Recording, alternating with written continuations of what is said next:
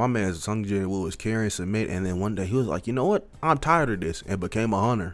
But little did he know he was going to be given the name weakest hunter in humanity. I'm talking about mans goes into dungeons and even the weakest of the weak monsters be doing bro in for real. And he don't even be making any money like that for real. If I was Jin-Woo and I risked my life fighting one goblin and I only got 30 bucks for it, I'm going back to my construction job. You got it. This is crazy. But a party of a bunch of hunters go into this E-ring dungeon to try and get that squalor for them and their family. And everybody going into this dungeon is like, oh man, this is gonna be a piece of cake. If SUNG-JIN-Woo's here, that means I could probably clear the dungeon with my thumb. And in this dungeon, Jin-Woo barely killed this goblin just for him to turn around and get stabbed right in the sternum by bro's goblin homie to the right. And that leaves SUNG-JIN-Woo out for a little bit until healer Ju-Hee pulls up. But while Jin-Woo's getting healed, everyone else clears the dungeon. But there wasn't even a boss for real. And they're like, damn, we didn't even get much bread. But then they see the second door. They take a vote and the majority is they go inside this double dungeon. And then they see these statues and like, all right, what do we do now?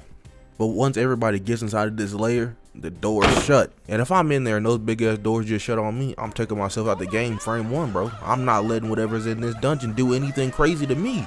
But now that everybody's in this dungeon, they start reading the commandments the statues are giving them. But Tracksuit Man said, yeah, this is crazy. I'm getting out of here, as he storms through the doors and tries to get out. But the statue with the big ass axe cleaves bro in twain. And I'm not gonna lie, that would have been me. The doors closed, I would have went straight through them trying to open them, and I would have got bisected by a big ass axe. And then everybody in the dungeon starts freaking out because, well, these big ass statues can just pick us off whenever they want. And it's just funny as hell how these statues go back to their original composure after slicing people in half. And Jin-Woo might be the weakest hunter of all time, but he knows when danger is afoot. As he turns around, looks at the statue in the middle, the statue locks eyes with Jin-Woo, and then he's like, oh nah, everybody get down.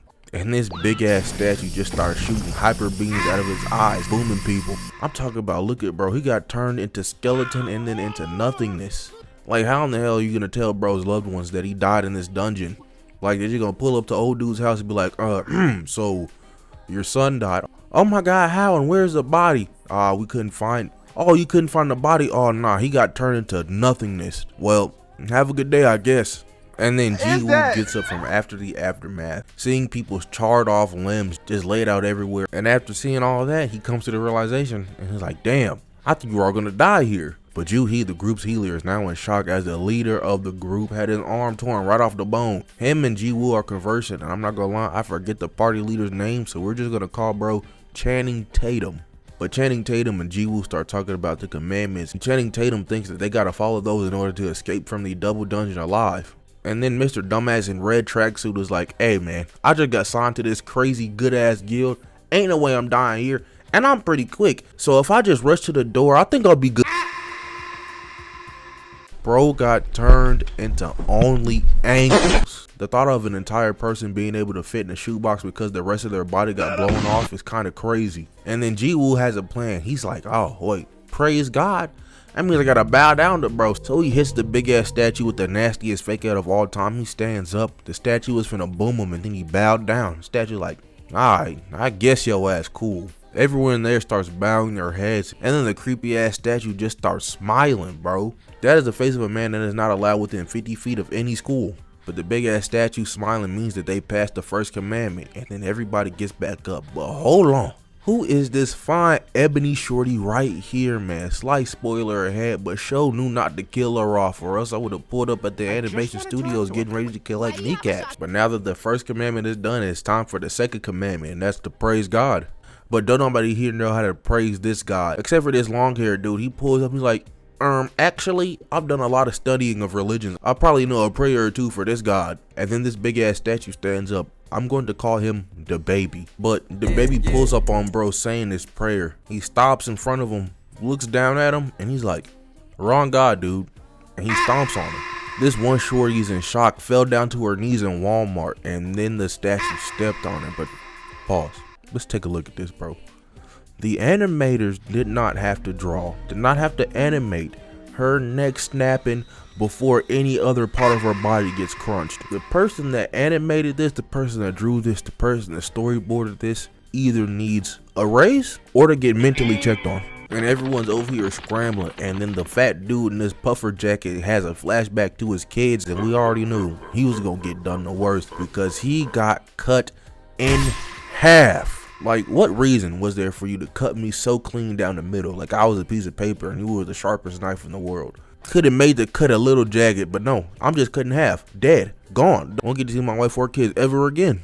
And Jin-Woo is over here observing all the statues, coming to a realization that praise God means that we have to go to the statues that aren't holding weapons, but are holding instruments. So everybody gets to an instrument, and Jin-Woo was holding Joo-hee's hand. Two people can't be at a statue at the same time, so he drops Joo-hee off and runs to another statue. And while he made a break for it for another statue, he almost got stomped on like a damn ant. If I'm Jin-Woo and I make it out of here alive, I'm giving up on this hunter mess, bro. I'm going back to my construction job because this is crazy. But Jin-Woo thought he dodged out of the way to a statue with an instrument, but nah, it's just a dude holding a shield. And the statue with this shield cut Jin-Woo's leg off, and bro just gotta crawl to the statue with the instrument. He makes it just in the nick of time before the big ass statue stomps on him. And with that, the second commandment of praise God is complete. And now everybody gotta complete the third commandment. Show your faith. And everybody that survives is thinking that show your loyalty or show your faith means it's a sacrifice. And bitch boy over here nominates the group leader Channing Tatum to go do it, because he can't take responsibility for his own actions. Channing Tatum goes up to the altar and one flame gets lit. Jin-Woo gets carried to the altar and then 3 more flames get lit. So everybody else comes to the altar and all the flames around it get lit. But now that everybody's at the altar, the door opens up again and they have this timer before the door closes again. But while the timer is going, the statues are marching closer and closer. They're like weeping angels, they move if you don't look at them. But once the doors open, people started dipping like crazy. I ain't gonna lie, me too. I saw the door open, I'm like, I'm going home, I'm getting out of here. But everybody left and now it's just Channing Tatum, Joo-hee, and Jin-Woo. Channing Tatum tells Joo-hee to take Jin-Woo out of there and leave. But Joo-hee turns around, takes a step, and then her legs start buckling. Shorty is frightened out of her goddamn mind. But now that Jin-Woo is the only person left in the dungeon, the statues start tossing around Jin-Woo like a hacky sack. They are cooking, bro. Cutting off his arm, stabbing him in the stomach, just genuinely playing volleyball with this man's body. And then with Jin-Woo's dying breath, he gets a pop-up window saying your heart will stop in 0.2 seconds if you do not accept. He clicks yes, and then frame 1, bro, wakes up in a hospital bed. Limbs reattached and everything. Mans like me is thinking that the last 30 minutes that I thought I experienced was an LSD trip or something, because no way I'm thinking that's real. But nah, everything that happened was real, because members of the Hunters Association pulls up on Jin-Woo, was like, hey, so that was kind of crazy. We're very sorry that happened to you, but we're gonna reevaluate your strength to make sure you didn't double awaken or something. They start reevaluating Jin-Woo's power, and bro is hype as hell. He's like, oh word? I ain't gonna be an E rank no more. But then they check his power level and it's 10. It's like, oh, never mind. This nigga's still sorry. Don't even worry about it.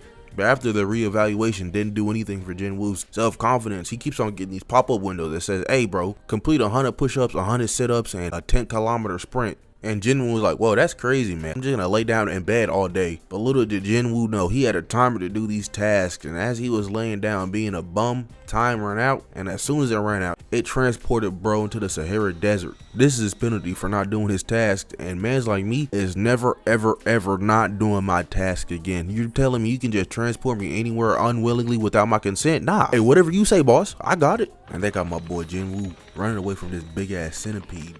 For 4 hours straight. My boy was perspirating after he got done doing that. So now Jin-Woo starts doing the daily quests, and after a week he gets his reward. He gets a key from out this box, and I know my big ass would have been mad. I would have said, damn, no Wendy's gift card, bro, just this dinky ass key. So now that Jin-Woo got this key and he got all of his stat points that he put in the strength, he's like, alright, let's go clear this dungeon. So Jin-Woo pulls up in this dungeon, and frame 1, bro, starts getting jumped. And Jin-Woo's doing his best, dodging, weaving, ducking, and diving, deflecting all these goblins. Jin-Woo stabs one of these goblins right in the chest. He dodges the other 2 goblins and stabs little bro number 3 in the head.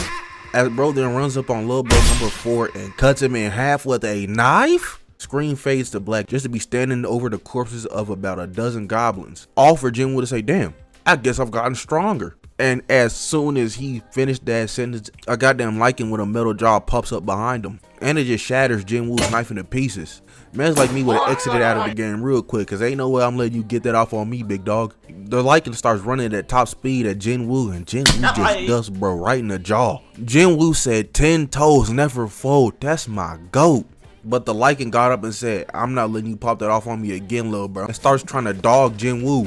But while the Lycan is on Jin-Woo's ass, he is dodging gracefully, flipping up in the air, saying some damn, my body light as hell right now. I didn't even know I could do half of this. But then he starts realizing, like, I can punch the Lycan all I want. It's not gonna do any damage. I need a weapon. And then for the first time ever, he's like, oh, if I'm in a game, I probably got an inventory. Checks his inventory and there is a sword in there and he gets to work. Lycan pulls up on Jin-Woo just to get his head cut in half. Oh, nah. 2 more Lycans pulled up, but Jin-Woo killed their brother so hard that he got his sword stuck in the ground. Bro got that I didn't mean to hit you so hard ass strength, but Jin-Woo gets the sword out just in time. He swings at this Lycan, he dodges, and then he swings at the other one and it catches the sword? Bro at this point gotta bring a gun with him wherever he goes, cause there's no way I'm finna swing a sword at you when I see you catch it with your mouth. Like, I'm just going to shoot you. I don't care how I get the gun. I'm manifesting it right now and I'm booming you where you stand. But Jin-Woo was like, I'm not gonna let you disrespect me like that. He kicks bro in the sternum and lobs the top of his head off. Other Lycan were like, oh hell no, that's crazy. He lobbed my bro Kenny's head off. I'm going home. Jin-Woo sat down for a little bit to collect his thoughts. And then the Lycan spun the block. He brought 36 of his homies to come pull up and beat Jin-Woo's ass. And my boy Jin-Woo gets to work. He is chopping these fish up like they is sushi. And after he got done cooking all of these Lycans, the sword he got is chipped and breaking to pieces. But he got a cool little title that says Wolf Assassin. That's neat. So Jin-Woo goes further and further down into this dungeon, reaching the boss area. He's looking around this subway tunnel he's in. He sees this fast ass motion in the water. He blocks with his sword, but it don't even matter because he gets this back cracked up against this wall and this sword breaks. And up emerges from the water this big ass snake.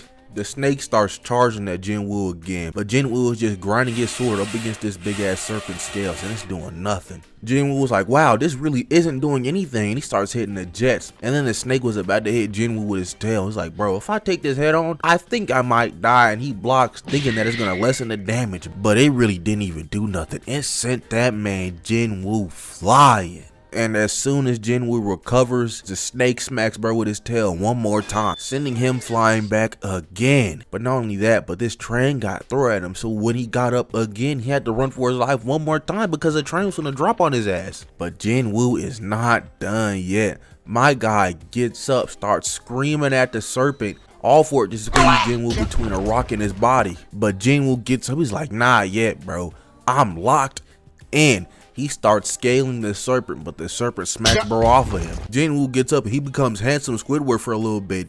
The serpent comes rushing at Jin-Woo. He starts grinding his sword up against his scales again, just so he can get it stuck in a crevice so he can start scaling it again. He jumps on the serpent's neck and the serpent is ramming both of them through walls trying to get Jin-Woo off of him. But like I said earlier, Jin-Woo is locked in. He starts squeezing and squeezing and squeezing the serpent until he breaks his neck.